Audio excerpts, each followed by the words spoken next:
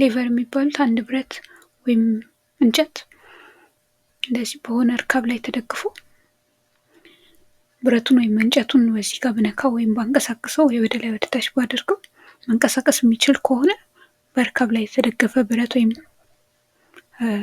እንጨት ሌቨር ይሰራልኛል ማለት ነው። እና ይሄ እርካቡ ፈልክረም ይባላል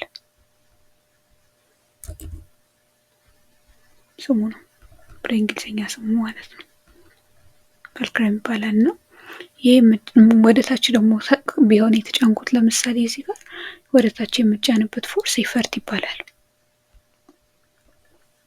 ኤፈርት ደግሞ ወደ ታች ስጫነው ደግሞ ምናልባት ይሄንን ልጠቀመው የምችለው እዚህ ጋራ የሆነ እቃ ቢኖረኝ ያንን እቃ ዝቅ ያለውን ወደ ላይ እንዲነሳልኝ ይሄኛውን ወደ ስጫን እንጨቱ ቀጥ እያለ ስለሚሄድ ይሄ ደግሞ ወደ ላይ ይነሳልኛልና እንደዛ አድርጌ ልጠቀምበት እችላለሁ። እና እዚች ጋር ያስቀመጥኳትን ሸክም ሎድ እላታለሁ ማለት ነው። ሎድ ትባላለች። እዚች ጋር ያስቀመጥኳት ማሽኑ እንዲያነሳልኝ የፈለግኳት ማለት ነው። እና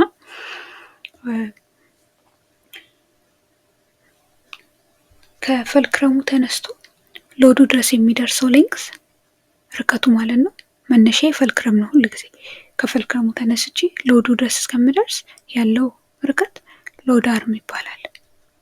ሎድ አርም